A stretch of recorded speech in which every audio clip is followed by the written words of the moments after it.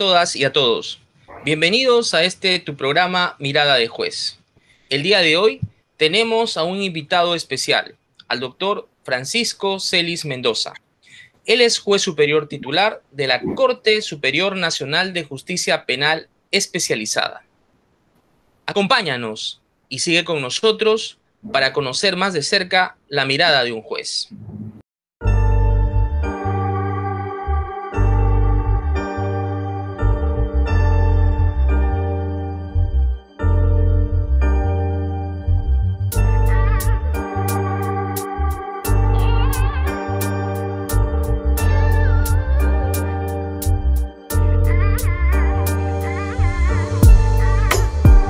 En este primer bloque conoceremos la labor del magistrado, la labor del doctor Francisco Celis. Doctor Francisco Celis, ¿cuántos años viene desempeñándose usted hasta hoy como juez? Gracias, doctor. De veras le agradezco por la invitación previamente para esta forma bastante original y creo de llegada al colectivo social. Es una formidable forma en estos tiempos de pandemia.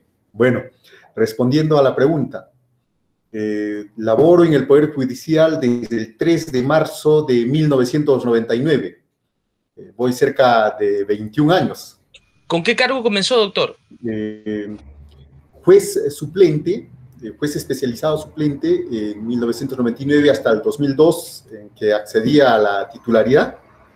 Después hasta el 2008, siempre como juez especializado y con la vigencia de la reforma procesal en la ciudad de Arequipa como juez unipersonal y juez de colegiado, y después 3 años como juez de investigación preparatoria. Finalmente, a partir del 2012, juez provisional, juez superior provisional, y desde el 2013, juez superior titular a la fecha. Doctor, usted tiene una experiencia muy amplia en diferentes facetas y funciones del Poder Judicial.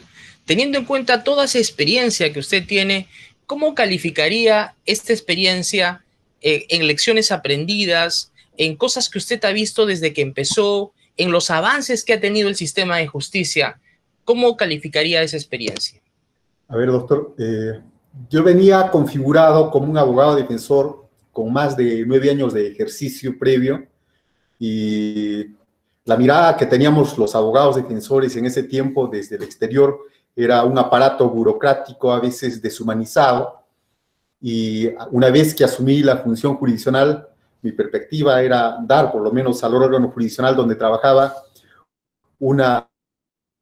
marcar un enfoque distinto, más humano, más creativo, y eso es lo que realizamos, ¿no? Por eso pienso que una de las primeras tareas que debemos desarrollar todos los jueces en todos los tiempos es la desburocratización, la deformalización de la justicia. Creo que desde ese tiempo hasta ahora, si bien es cierto, ha habido avances importantes, pero se mantiene todavía una cuota de formalismo. ¿Y por qué cree usted que eso pasa? ¿Qué es lo que sucede?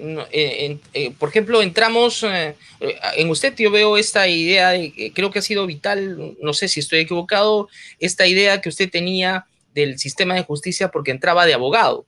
Pero hay muchos en el sistema de justicia que prácticamente amamantamos del propio sistema de justicia, o sea, nacemos dentro. Entonces no tenemos esa mirada de fuera que de alguna manera puede tener un sentido mucho más crítico de lo que está pasando dentro. Entonces, ¿qué falta? ¿Qué hace que de pronto no estemos en sintonía y no rompamos esa burocracia y ese formalismo?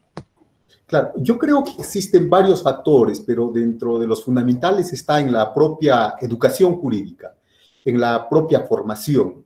Mire usted, yo me formé con el Código de Procedimientos Civiles de 1912, que tenía más de 30 y tantos procedimientos, y el mejor abogado era aquel que conocía las vías, el procedimiento de cada uno de ellos. Y también con un texto de Guzmán Ferrer. ¿De Guzmán Ferrer? Recordará usted, era un texto donde carambas tenía la exposición de motivos, y quien de pronto tenía el código con su exposición de motivos era quien podía dar mejores razones desde un criterio de interpretación subjetiva, ¿no? Entonces, eso de una u otra manera fue sedimentando y ha sido una secuela, creo, en la formación de los abogados y luego jueces. y abandonar esta perspectiva bastante ritual es harto complicado, porque creo que los propios operadores se sienten seguros dentro de la vía ferroviaria, del procedimiento, pero cuando tienen que dar alguna interpretación, por ejemplo... La zona de confort. O sea, usted podría decir que la zona de confort sería el formalismo, es una zona de confort, se fue de una zona de confort.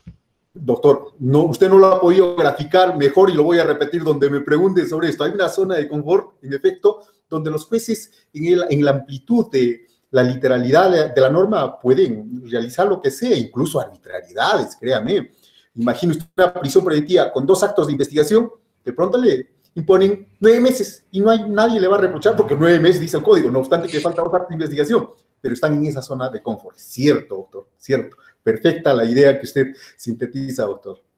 Entonces, hay una interpretación también, no sé si le parece a usted que a veces interpretamos la ley como mejor puede funcionar para no actuar y solamente para desviar el trabajo. También pasa eso mucho en el sistema de justicia. ¿Usted considera que eso es así o tiene otra idea? Estamos en la misma sintonía, doctor. Es que la amplitud de la ley abstracta y general hace que se pueda dar distintos sentidos interpretativos. Y muchas veces el sentido interpretativo va en la posición de confort que tiene el juez y la perspectiva de no salir de ello, porque eso generaría riesgo, ¿no? Lo que bromean y que muchas veces tiene que ver respecto a la prisión preventiva, que en realidad sí se discute el arraigo, pero el arraigo laboral del juez viene a significar mucho de ello, ¿no? Salir desde una perspectiva de lo formal, de lo estrictamente legal, da lugar a que se genere ese riesgo. Y acá tiene que ver mucho también la función negativa que cumplen los aparatos de control en el seno del mismo Poder Judicial. Que también solamente revisan formas, ¿no? O sea, por ejemplo, ahora el tema, ¿cómo en esta situación de emergencia pueden verificar si los jueces están en su despacho o no? O sea, ya se acabó ese tema, ahora hay que preocuparnos por otras cosas. Así es, de repente doctor. Las más importantes.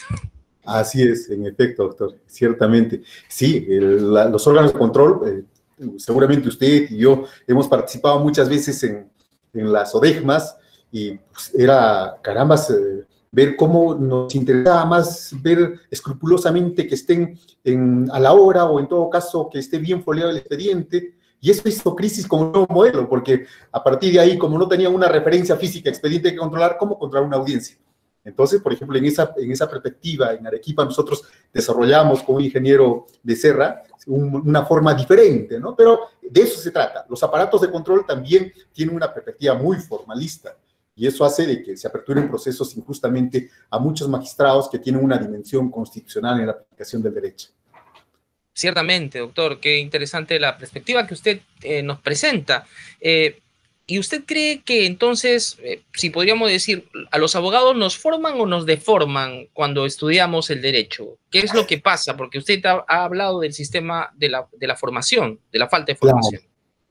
Claro. Mire usted, hay un proceso permanente de deformación, y no digo estimo, porque eso es descriptivo, doctor. Si recordamos un poco cómo hemos aprendido en los cursos básicos, en el caso, por ejemplo, de acto jurídico, obligaciones, la repetición y la exégesis de lo que correspondía a determinado dispositivo, un poco que comenzamos a teorizar más con derecho penal, con teorías del delito, con otros conceptos, pero lo que jala siempre es la formación legalista, ¿no? Pero una concepción constitucional, no le voy a mentir, en la Facultad de Derecho de mi alma mater, teníamos un solo semestre de Derecho Constitucional y nos quedamos solamente con algunas perspectivas muy generales y algunos lineamientos, pero nada más, no hemos tenido formación constitucional. ¿Y cómo cambiar eso, doctor?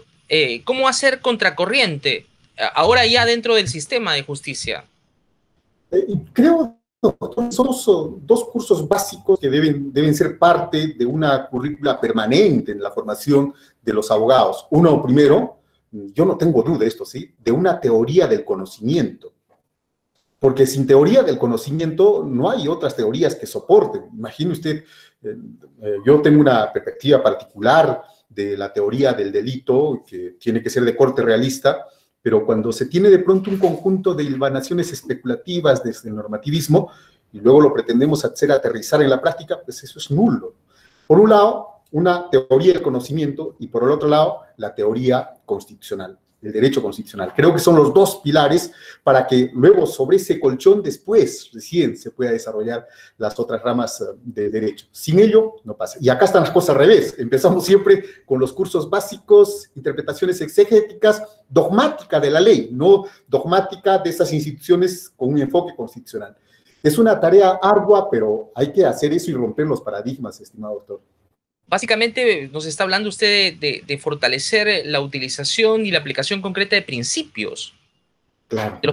De los principios del derecho que están relacionados con las teorías que usted también ha manifestado, teoría constitucional, teoría del delito, ¿no? Claro. Y eso también no le pasa, no le parece, no sé, usted, que de repente el juez formalista o el operador de justicia formalista reúne esto de los tres motivos del oidor, ¿no? Y un poco falta de conocimiento también. Exacto, eso es cierto y tiene que ver con la independencia. Escuchaba a algunos juristas que hay que temer, yo creo que hay que temer a los dos, pero hay que temer más al juez mediocre que al juez corrupto, porque el juez mediocre un poco de presión y orienta su decisión en el sentido de la presión. Pero no quería pasar por alto una pregunta muy interesante, porque a veces cuando nosotros orientamos determinados conceptos en función de principios, algunos creen que estamos antagonizando con la ley, y no es así, porque la ley es el contexto en el que se va a desenvolver los principios. Ve usted el tema del plazo legal de la prisión preventiva, 9 meses. Plazo razonable, que es principio, ¿cierto? Exige obviamente que la privación de libertad debe realizarse dentro del plazo necesario. Entonces, un legalista siempre puede ir a los 9 meses. Un juez que aplica la Constitución y la ley buscará obviamente un plazo, pero el que corresponde a las necesidades concretas del proceso. Cuando se integra de esa manera, yo creo que sí tenemos un juez. Y mire usted, yo tengo una idea. El juez es juez cuando ciertamente imparte justicia en equidad, justicia en pequeño, pero dentro de esa dimensión de principios, dando razones. Pero si se queda en los estrechos, en los márgenes de máximos y límites de la ley, no, ahí hay falta incluso de formación para argumentar, para dar razones y resolver conflictos con justicia, doctor. Hay una deficiente entonces también en la formación de la argumentación, de la justificación interna y externa de las decisiones de los jueces. Sí, qué duda cabe, doctor, qué duda cabe, ¿sí? Dar razones. Mire usted, así es pegar y copiar. Dice el código 9 meses, 272, los 9 meses, o 18 meses, o 36 meses. Pero qué interesante sería, primero, que el juez promueva un debate respecto del plazo necesario para la investigación preparatoria, de acuerdo a la complejidad del proceso, y diga, pues no, juez, fiscal, te voy a dar solamente dos meses porque te falta un solo acto de investigación. Da razones, somete al debate, pero qué interesante sería esa manera, ¿no? Pero qué difícil, doctor, es dar razones para que la gente entienda las razones en términos sencillos, ¿no? Porque la población, por ejemplo, ¿cómo comprende que un proceso es complejo y otro no lo es? ¿Cómo entiende que tiene que justificarse cada acto de investigación para extender el plazo de prisión o las medidas coercitivas? Habría que de repente también enseñarles a los jueces, ¿usted no cree, a escribir mejor, a redactar mejor, pero en términos muy sencillos? ¿O claro. ¿Qué piensa usted? No, de hecho, doctor, definitivamente en este escenario donde de alguna manera pretendemos legitimar nuestra función, la única forma es comunicando, pero no vamos a comunicar con términos, primero con los latinazgos y luego con categorías sintéticas que la población no lo va a comprender. Entonces, sí es importante la simplificación. Definitivamente una audiencia con el nuevo modelo supone pues una comunicación fluida a través de palabras que expresen hechos y no a través de expresiones sintéticas que pues por más que tengamos publicidad no alcanzarían a comprender lo que se está discutiendo. Entonces, en esto ayuda mucho la oralidad. La oralidad, cierto, como un medio, pero para materializar el contradictorio. Yo no tengo duda, la oralidad humaniza, eso no me cabe duda. Por eso, en esta suerte del contexto en que estamos viviendo, cuando solamente miramos rostros y 4 o 5 rostros y eventualmente el fiscal me apaga la cámara o resulta que no sé si el testigo está conectado. Sí, entonces se percate usted que hay cierta pérdida de este sentido del humano que supone la comunicación interactuando en un mismo escenario, ¿cierto? La oralidad es muy buena porque maximiza el contradictorio que es el principio productor de información en un proceso penal. Y también nos ayuda a simplificar el lenguaje, porque uno puede escribir en difícil, pero hablar en difícil es mucho más difícil, ¿no? Sí, la sintaxis es diferente, diferente. Escribir, escribir obedece a determinada finalidad, pero cuando se habla, qué aburrido sería escuchar a una persona que de pronto oralice como escribe, ¿no? ¿No? Definitivamente tiene que haber un contexto de retórica, pero obviamente sobre una base siempre de razonabilidad cognitiva. Y a la gente le interesa la justicia y lo que resuelven los jueces. Usted ve la cantidad de gente que se conecta a escuchar una audiencia. Esto me parece impresionante. Sí, quizás esa sea una de las pocas, uno de los pocos aspectos positivos de la perversión de la prisión preventiva, de su desnaturalización, porque entendemos que la prisión preventiva es una suerte de UCI, unidad de cuidados intensivos, pero eso no es lo fundamental, sino lo fundamental es esa persona, pues, recuperarla como tal. El objeto del proceso es una cosa, y la prisión preventiva solamente es algo accesorio, algo muy urgente para que esta persona mantenga su vida nada más. Entonces, esa suerte de estelarización de la prisión preventiva ha dado lugar a que la población tenga una atención inusual en temas judiciales, ¿no? Pero creo se ha exasperado demasiado esto de tal manera que, perdone la expresión, pero en muchas audiencias han devenido en una suerte de tal show, ¿no? Entonces, ese es el problema. Cuando lo que la ciudadanía espera como justicia, no se percatan que solamente son medidas de urgencia y que el problema de fondo corresponde a lo que se va a debatir en el propio proceso. Claro, ciertamente hay un interés de parte de la población de lo que está sucediendo, ¿no? Dentro del sistema de justicia, y creo que el sistema de justicia le interesa, ¿no? Entonces, a veces hemos pensado de que el sistema de justicia o lo que se resuelva en un proceso judicial no le importaba, ¿no? Pero la gente está interesada en lo que va a suceder, en lo que va a pasar. Entonces, en este ámbito, ¿usted cree que los jueces deberían de también dar mensajes que puedan servir para enseñarle a la población, por ejemplo, lo que usted me está diciendo, estas instituciones, el uso de las instituciones, o sea, porque de pronto la gente piensa en la idea de que la prisión preventiva, automáticamente, si alguien lo pone en un proceso por prisión preventiva, tiene que irse preso, ¿no? Entonces, de repente la gente piensa eso, ¿no? Entonces, habría que enseñarle a las personas cómo se resuelve, de qué se hace. Ahí creo que nos falta o estamos bien. ¿Cómo ve usted la visión de la aplicación de la prisión preventiva desde esta función de comunicación de los jueces? En realidad, usted acierta en el sentido de la pregunta, en el contenido básicamente de la pregunta, porque hay una suerte de difusión de justicia rápida, como recuerda usted cuando se promocionó tanto el proceso inmediato y que con el proceso inmediato se iba a resolver todos los problemas y a las justas alcanzó para detener a sujetos embriagados y omisos a la asistencia familiar, y obviamente porque la naturaleza del proceso inmediato, justicia rápida, tenía sus propios límites.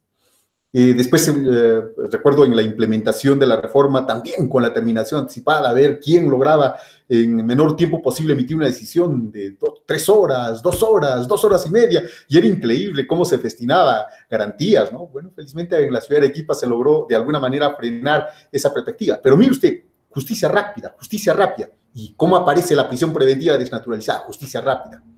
Y obviamente cuando se encierra preventivamente una persona, el colectivo social lo está viendo como una suerte de justicia rápida, pero no se percata que solamente es una medida de urgencia, una medida cautelar.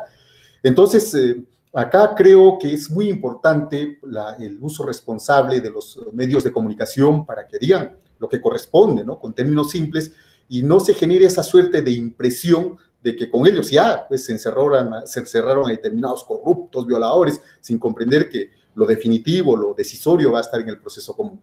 Nos falta en ello. Y usted refiere a algo muy importante. Nosotros no podemos ser nunca más la élite del conocimiento jurídico, sino un conocimiento que necesariamente tiene que ser, por lo menos en los términos más sencillos, compartidos también con la ciudadanía. Eso es muy importante, no podemos separarnos, no podemos ser una suerte de élite, una torre de marfil donde a través de conceptos técnicos nos aislemos y lógicamente ello va a dar lugar a que nos deslegitimemos cada vez más, doctor. Más aún estos tiempos de tecnología en la que por el COVID-19 prácticamente estamos pasando de una justicia presencial a una justicia digital, ¿no? y esta justicia digital en la que el desarrollo de las audiencias está avanzando a través de medios tecnológicos. ¿Qué opinión le merece este salto tecnológico que del reto ha pasado a la necesidad en el Poder Judicial? Sí, mire usted, como todo, creo que tiene sus bemoles. Por un lado,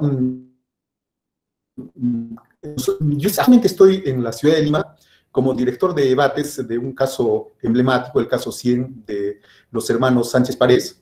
Y lo que desde un inicio, lo que pretendimos es que la comunicación siempre sea masiva. Gracias a las partes, una vez que nos dejó de acompañar Justicia TV, cada audiencia se difunde por las redes, cada audiencia. Gracias a las partes procesales que permitieron precisamente que ellos lo promuevan. Entonces, esto ayudaba a que la información de cualquier medio de comunicación sesgado, unilateral, se neutralice porque pues cualquiera que quería ver o tomar nota de qué realmente estaba discutiendo era suficiente con que vea en el Facebook cómo se desarrollaba la audiencia. Me parece que las redes han cumplido un papel extraordinario para ir neutralizando a veces intereses sesgados de algunos medios de comunicación, ¿no?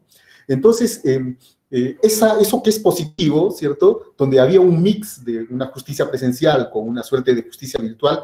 Sin embargo, en esta situación crítica, pues de veras que por más que nosotros queramos ver bondad en esto, bondad sí va a ser en el sentido de que todos tenemos que, de una u otra manera, ser más amigables con la tecnología.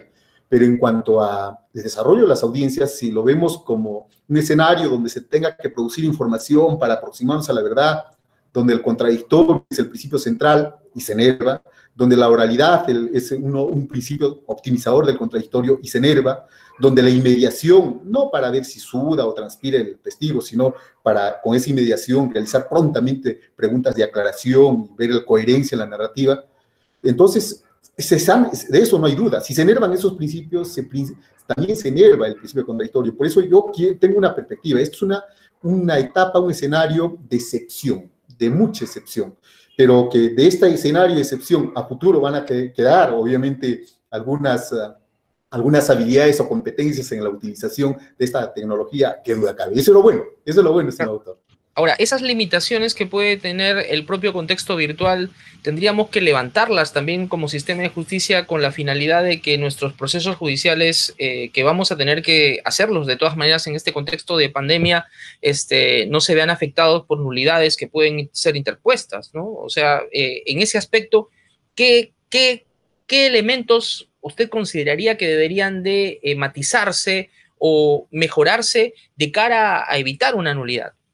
Gracias, doctor. Mire usted, me contaban de un proceso en la ciudad de Arequipa donde la defensora pública asume la defensa de un procesado interno con el que nunca se entrevistó.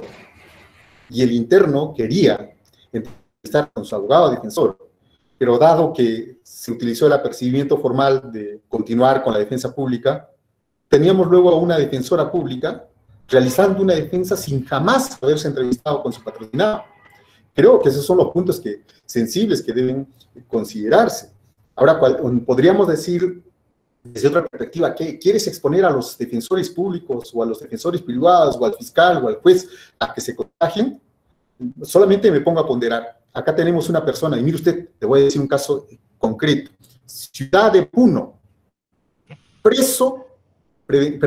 procesado por delito de violación de la indemnidad sexual, cadena perpetua en este contexto virtual. Yo no sé, que eso ya pero podría utilizarse, usted no, podría usarse canales tecnológicos también para la entrevista con el procesado y la defensa, ¿no? O sea, un canal privado, ¿no? Claro. También podría ser. El juez también podría suspender la audiencia y salir de la audiencia, salir del enlace y decirle, bueno, le dejo a ustedes para que hablen, y yo voy a volver a regresar en 10 minutos, no sé, un tiempo, o suspendo la grabación de esta parte porque ustedes van a conversar. No sé. Mire usted, doctor, en realidad yo creo que no, este medio es idóneo para resolver los casos fáciles. Yo no tengo ninguna duda porque se puede concentrar fácilmente el contradictorio, no va a haber mayor problema. Lo que tengo, el temor que tengo es respecto de los casos donde se tengan que imponer cadena perpetua. Entonces, entre la privación de libertad de manera absoluta y el riesgo que puedan contraer el COVID los otros sujetos procesales, yo me pongo a ponderar si en esos casos donde hay petición de cadena perpetua, el contexto virtual de una audiencia sería legítimo. Yo tengo mis serias dudas, doctor. Creo que en ese contexto más bien habría que habilitar una tal vez forma cuasi presencial, aún con el riesgo de que sabemos que los funcionarios puedan eventualmente contagiarse, pero de pronto simplemente tener al ciudadano detenido como un ciudadano con capacidades disminuidas y que por tanto no interesa que le privemos de manera absoluta la libertad, tengo mis serias dudas al respecto, doctor. Claro, las dificultades yo creo que estarían también en relación a los testigos, ¿no? O sea, el tema del testigo que da su testimonio a nivel virtual, no se sabe si delante de él hay otra persona que le está diciendo lo que va a decir, etcétera, ¿no? Pero en relación a eso, podríamos establecer un lugar donde dé su testimonio, o sea, un lugar diferente, donde pueda dar su testimonio, donde nos cercioremos que está absolutamente solo. Y esto le digo porque no sabemos cuánto tiempo vamos a durar con esta situación de emergencia y no sabemos tampoco cuánto tiempo vamos a estar en esta situación. Entonces, imagínense que no encontremos una vacuna y estemos en marzo del próximo año. Sí. Entonces, los procesos judiciales complejos o con mayor sanción penal, ¿no? En prognosis de sanción, tendrían que reactivarse de alguna manera. Entonces, claro, allí van a haber problemas. Sí, en efecto, la regla general, y tampoco entre los jueces conocemos que pues en las Cortes Superiores de Justicia casi el 80% son casos fáciles, hurtos, usurpaciones, falsificaciones, que creo que en un contexto virtual no se enerva mucho la producción de verdad. Pero también tenemos casos difíciles. Lo que quiero plantear es esa excepcionalidad en el tema de los casos difíciles para ver otras formas que compensen cognitivamente esa deficiencia, esa falta de inmediación, para que en esos casos excepcionales, que son excepción, de 10 o 15%, se tomen otras medidas. Yo me estaba poniendo a pensar, ¿y por qué no el mismo Poder Judicial eventualmente asignar para esos casos excepcionales vehículos para que se transporte con todas las medidas de seguridad a un escenario donde los jueces puedan examinar a esa persona, con todas las medidas de seguridad, ¿no? Entonces, creo que no habría mayor problema en ello, pero es cuestión de que ya se implemente una logística para los cuales el mismo Poder Judicial tendría que asignar un presupuesto especial en este contexto para la propia protección de esas fuentes personales de prueba, porque son testigos, pero son testigos pues que van a arriesgarse, ¿cierto?, de contagio, claro, si es que simplemente lo tenemos como personas que van a producir información. No, debería haber un presupuesto muy especial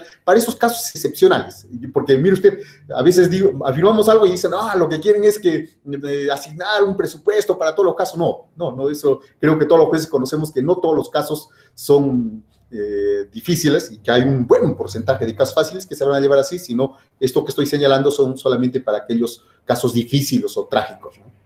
Claro, testigos que además tienen derechos y tienen que ser respetados y garantizados sus derechos y no usados solamente como meras fuentes de prueba en la que nos interesa como sistema de justicia que nos den información, ¿no? Entonces hay que preocuparnos por ellos, como usted dice, con este traslado y atención directa, ¿no?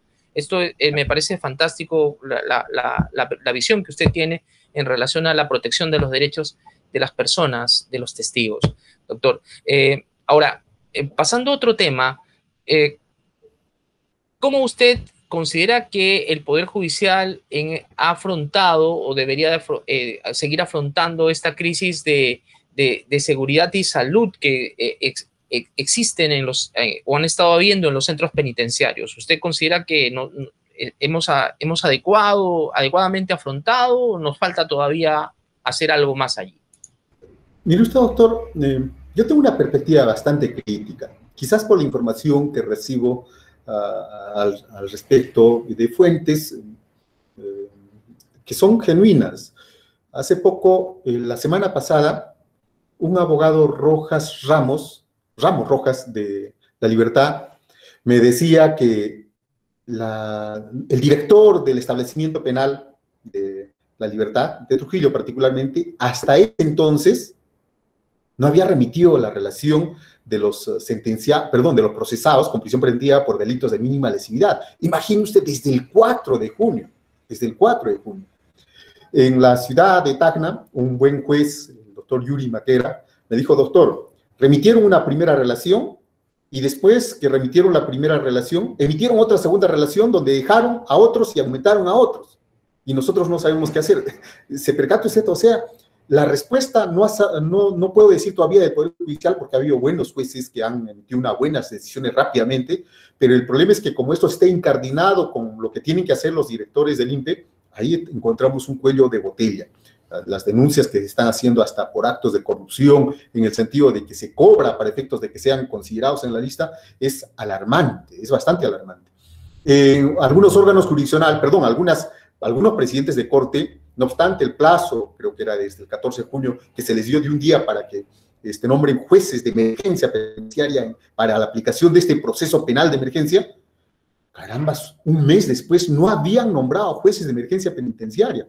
Hay algunas cortes superiores que rápidamente no se hicieron problemas.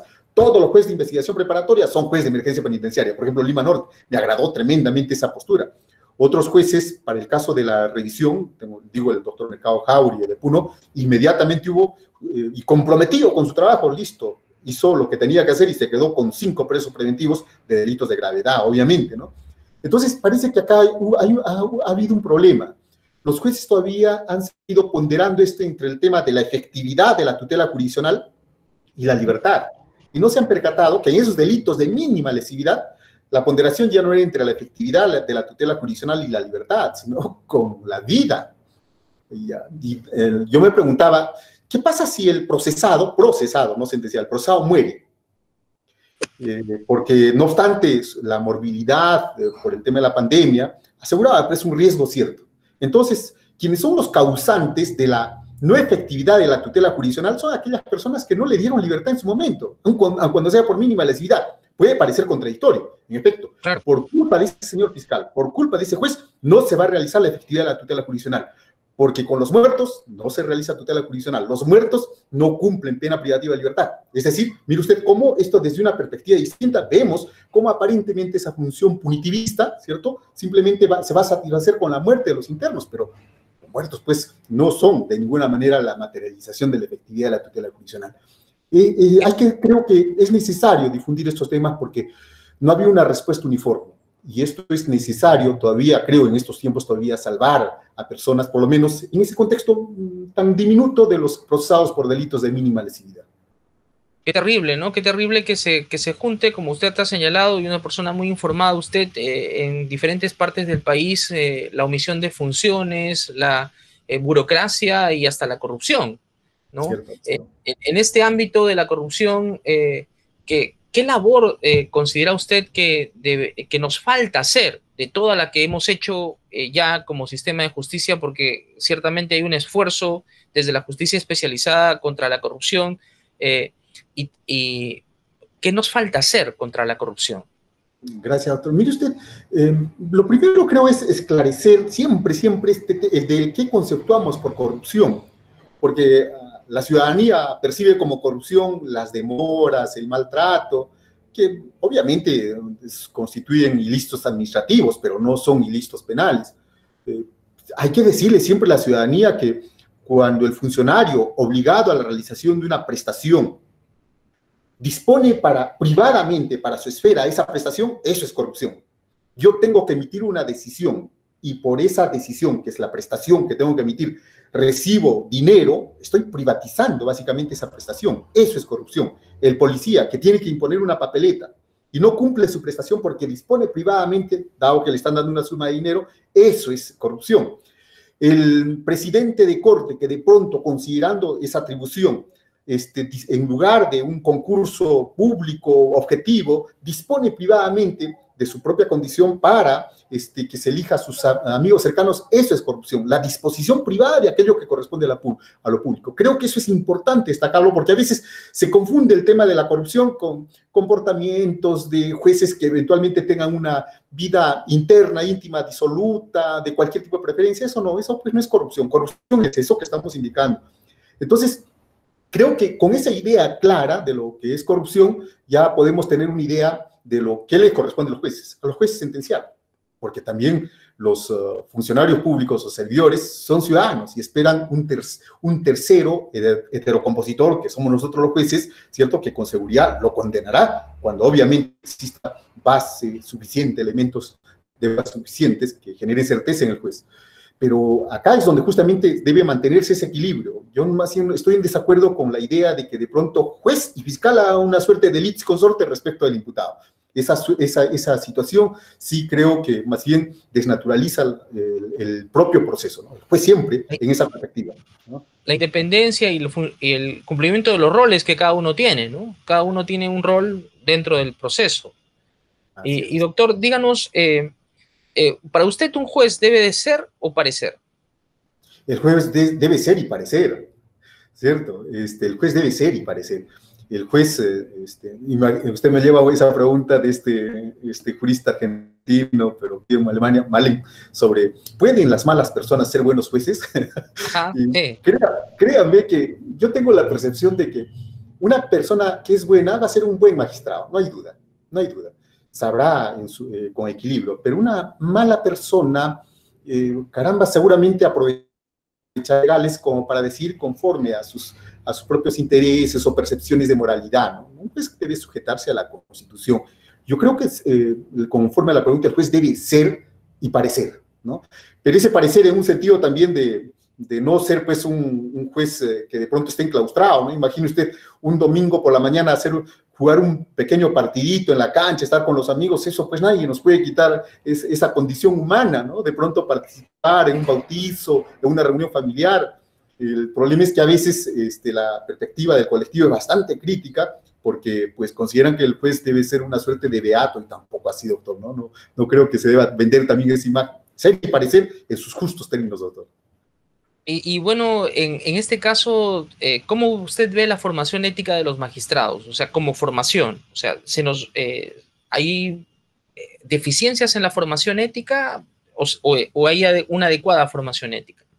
A ver, doctor, yo creo que el problema de la ética debe estar vinculado a los valores de la Constitución, fundamentalmente.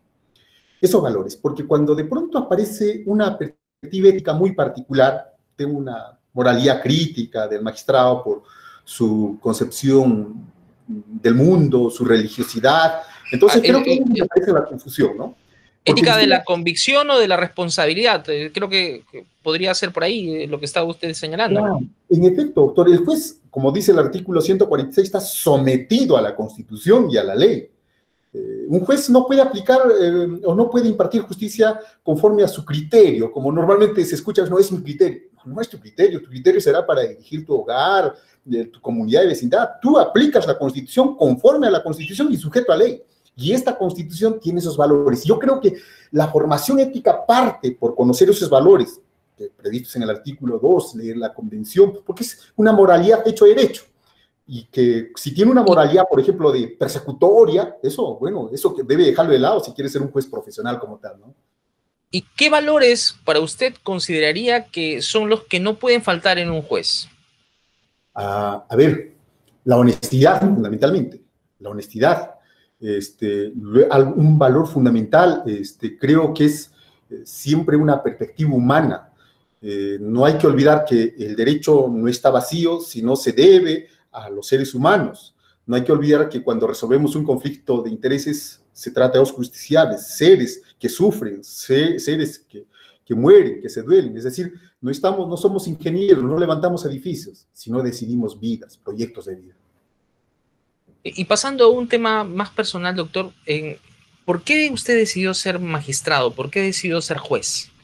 A ver, mire, doctor, le cuento este tema. Yo participé en un concurso para el tercer PROFA en la década de los 90. Y bueno, mi perspectiva no era siquiera ingresar al Poder Judicial, sino alimentarme de información para un dominio más adecuado, porque mi inquietud siempre fue por el tema penal.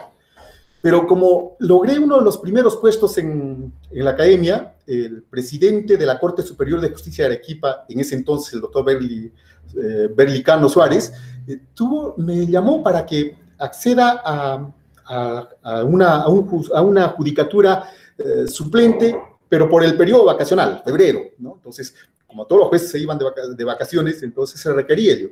Entonces, mi intención inicial fue, voy a conocer la institución por dentro, o en otras palabras, el monstruo por dentro, ¿verdad? Que nosotros éramos los abogados, a ver cómo era, si se podía hacer. A ver qué había. Sí, ingresé el 3 de marzo, y acá me tiene usted. 3 de marzo del 99, 21 años después he sido acá, doctor. O sea, desde una perspectiva religiosa podríamos decir que Dios no sabe dónde nos llama y dónde nos coloca, pero donde nos coloca tenemos que florecer. Y usted, doctor, ha florecido y para beneplácito del propio sistema de justicia y del Poder Judicial. En una ciudad tan bella de Arequipa, de donde usted es natural, me parece, ¿no? Así es, doctor. Así es. Soy de la ciudad de Arequipa, provincia de Castilla. De la provincia de Castilla. Y Arequipa es una ciudad también que tiene una connotación histórica muy vinculada al derecho.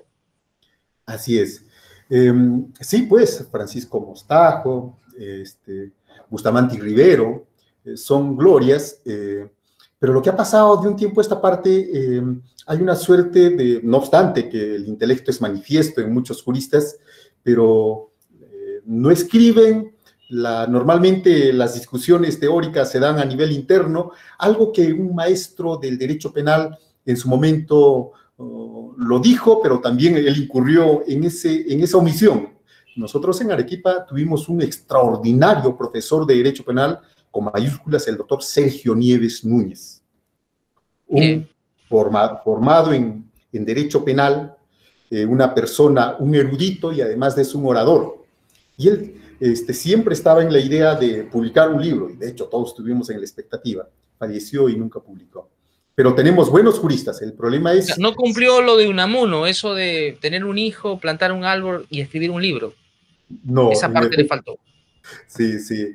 Y hay buenos juristas, a quien no voy a enunciar uno solo porque mis otros colegas se van a sentir, ¿por qué no me dijiste? El problema es que en una suerte, parece que la cadena volcánica ha rodeado el tema y impide que los colegas puedan difundir sus buenos pensamientos, buenos razonamientos. Pero tenemos una tertulia de bastante calidad, o sea, la gente conoce y habla, pero como usted dice, muchos no escriben, ¿no?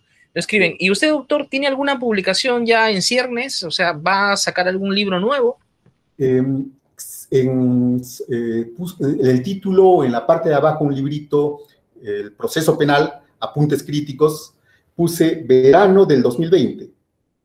Supongo que hablaré al amigo de IDEMS, el señor Jerónimo Moreno, para variar, hizo poner cuarentena del 2020. O sea, el fruto de la cuarentena. Entonces, no. Usted ha hecho realidad eso de que mientras todos estaban viendo las redes sociales o viendo Netflix, usted ha estado concentrado preparando un libro, ¿no? Así es, interesante. 2 libros. Qué bueno. Sí, 2 libros, o sea, fantástico, doctor, excelente. Y usted está ahora en Lima, pero está conectado con lo que está pasando en Arequipa, con esto de la cuarentena, ¿no? ¿Cómo ve usted el crecimiento de los casos COVID? Que Arequipa no se ha levantado la situación de aislamiento como el caso del resto del país. ¿Qué ha pasado con Arequipa? Es una ciudad disciplinada. A mí me ha sorprendido mucho ir a Arequipa y ver como una ciudad limpia, ordenada, con bastante civismo. ¿Qué ha pasado? ¿Qué ve usted? Sí, mire usted, la disciplina de la ciudadanía arequipeña tiene sus límites, no en el propio rigor de los ciudadanos, sino en el propio soporte sanitario. En definitiva, la pandemia es como una ola negra, y donde llega, si encuentra pues una estructura sanitaria que soporte, no habría mayores problemas. Hasta donde se pudo, se contuvo la expansión de la pandemia, pero después los límites ya fueron de estructura, de infraestructura, y pues clarísimo que con ello no vamos a atribuir responsabilidad en los gobernantes de turno, sino corresponde a un descuido de la prestación de salud ya de décadas. Eso ya de acuerdo a los propios lineamientos de política liberal que corresponda, pero lo cierto es que estamos padeciendo de esta suerte descuido de una prestación tan central como es el de la salud. Deficiencias estructurales que el Estado históricamente no ha podido cubrir, pero también con eso usted no ve en Arequipa de repente hay también mucha población informal, o sea, población que vive del día a día o Claro. existe un empleo ya consolidado. Lo que marca la economía de todo el Perú, y particularmente Arequipa, no cabe duda, es la informalidad. Hacen referencia a un 70%, pero mire usted cómo son las cosas. Aún con informalidad, Arequipa ha resistido hasta el último. Pero cuando ya no se pudo más, pues estamos viviendo. El día de ayer ya hubo 24 muertos. Yo tengo un familiar fallecido el día de ayer y realmente son situaciones pues que uno tiene que verlos asumiendo la fatalidad de lo que corresponde. Buscar culpables creo que sería lo más irresponsable. Lo único que tenemos que es mirar adelante y tratar de sacar lección desde la perspectiva estatal y también de la propia sociedad para que a futuro, creo, prestaciones tan centrales como la salud y la propia educación no sean descuidados, cualquiera sea el perfil o lineamiento político de los gobiernos de turno. Así es, doctor. Si no cambiamos con esto que nos está pasando, pues somos unos reverendos, alguien dijo eso, son unos reverendos estúpidos, ¿no? Sí, ciertamente. Y tenemos que sacar lecciones claves para nuestro país en todos los ámbitos, como usted lo ha dicho, y ha apuntado muy bien al tema de salud.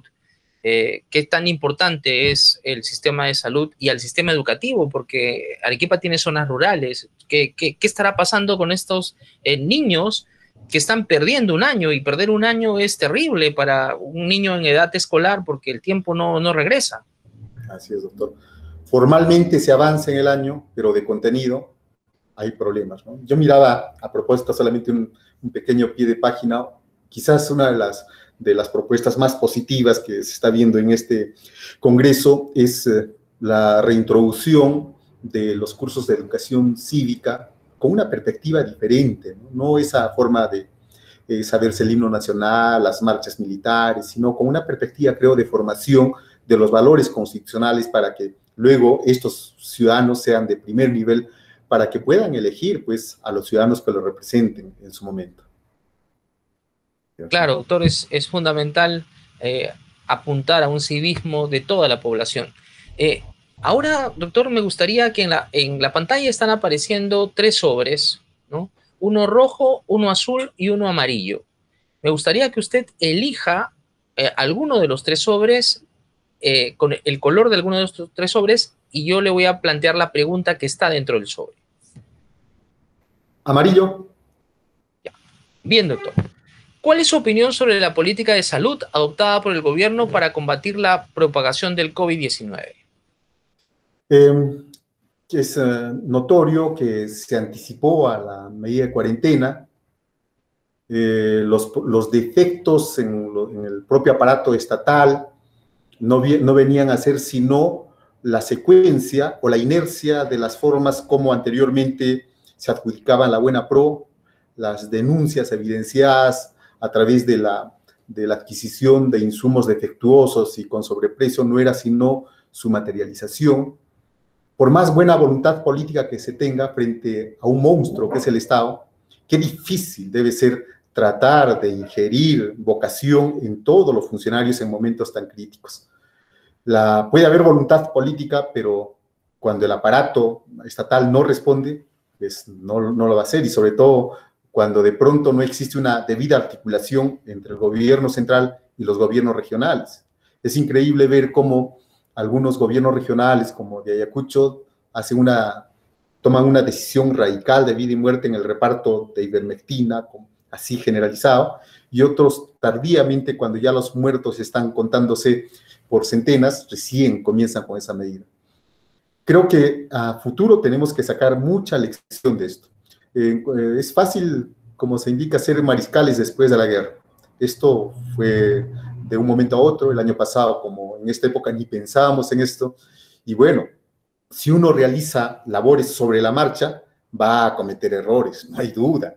Entonces, de pronto, apuntar solamente a los errores que puede tener el gobierno central, pues yo creo, es muy mezquino. Creo que todos en este momento debemos apuntar, a orientar a una política de contención, que es lo que nos corresponde en estos temas sanitarios, ¿no?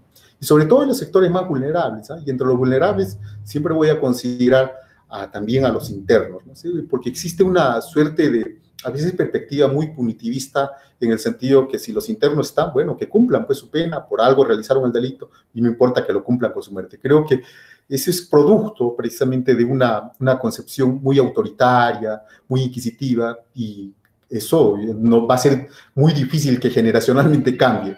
Tenemos ello, y eso ha sido atizado por la demagogia punitivista de los gobiernos.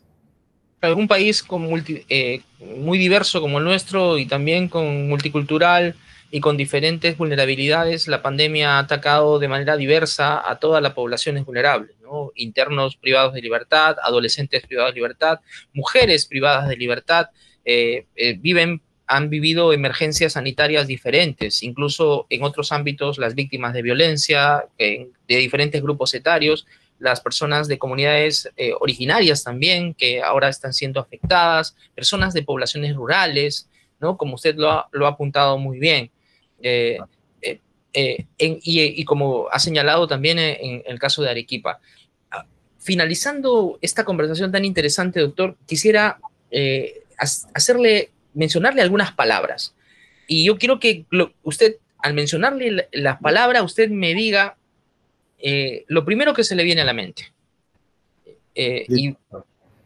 Arequipa. Familia, amor. Universidad Nacional San Agustín. Mi segunda madre. Eugenio Raúl Zaffaroni. Maestro de maestros. El libro La teoría del delito en la jurisprudencia penal. Libro por completar, con el que me inicié. La oralidad. Un principio que debe comprenderse humanamente. Humanidad. Y nos quedamos con esto, doctor. Humanizar la justicia, y agradecemos mucho la participación de usted en esta entrevista, que nos ha mostrado su perspectiva de juez, su mirada de juez, pero esta mirada que pretende la humanización de la justicia. Gracias por estar con nosotros, y también a la colectividad, a las personas que nos están siguiendo por las redes sociales, les invitamos a que nos sigan cada lunes para compartir una mirada de juez. Muchas gracias, doctor. Le agradezco sinceramente por haberme dado la oportunidad de participar en esta interesante conversación, y gracias también por sus agudas y buenas preguntas, doctor. Muchas gracias. Gracias a usted, doctor. Los esperamos todos los lunes a las 8 de la noche en tu programa Mirada de Juez.